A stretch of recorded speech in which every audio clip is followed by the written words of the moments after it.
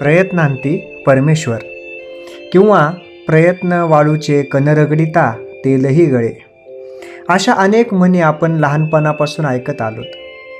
खरंच जर विचार केला तर हे प्रयत्न करणाऱ्यांचे कष्ट जर फळाला आले तर त्यांच्यासारखा यशस्वी कोणीच होऊ शकत नाही. अनेक लोक अनेक गोष्टींसाठी, अनेक कामांसाठी, अनेक योजनांसाठी प्रयत्न करत असतात. पण काही लोकांचा स्वभाव असा असतो की त्या प्रयत्न करणाऱ्यांना नावं ठेवली जातात.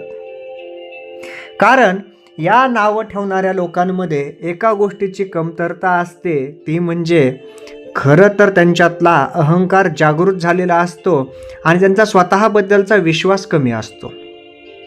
कारण जर त्यांना एखादी व्यक्ती समोरची म्हणली की मी या गोष्टीसाठी प्रयत्न करते, तर ते म्हणतात की प्रयत्न काय करायचा आहे, रिझल्ट पाहिजे. परंतु रिझल्ट किंवा परिणाम मिळवण्याच्या अगोदर प्रयत्नच करावे लागतील ना. प्रयत्नांती परमेश्वर म्हणतो, अंत झाल्यानंतर प्रयत्नांचा परमेश्वराच्या प्राप्तीसाठी, तर तुम्हाला नंतर अंती म्हणजे शेवटी परमेश्वर मिळाल. पण सुरुवातीलाच जर ती अपेक्षा ठेवली तर ती कशी पूर्ण होईल. आणि प्रयत्न करून वाळूच्या कणाला रगडून तेल काढणं हे सुद्धा काही सोपं काम नाही.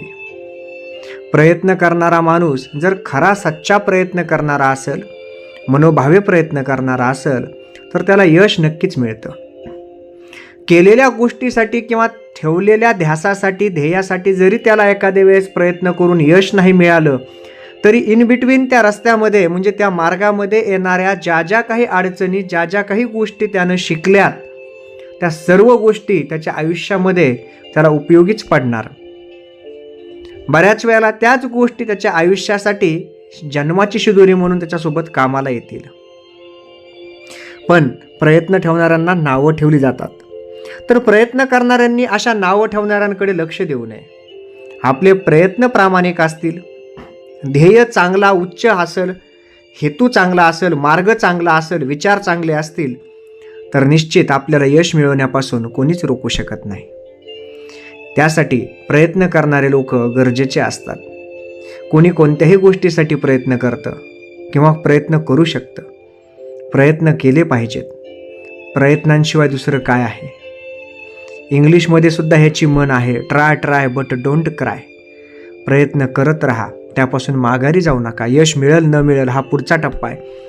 यश जरी नाही मिळालं तरी खचू नका, कारण ह्या प्रयत्नांच्या टप्प्यामधून यशाच्या मार्गापर्यंत जायच्या रस्त्यात अनेक वळणं, अनेक चढ उतार लागतात आणि हे आपल्याला अनेक गोष्टी शिकवतात. म्हणून प्रयत्न करत राहा. कोणी कोणत्याही वेळेसाठी प्रयत्न करतं, त्यांच्या प्रयत्नांना दाद द्या.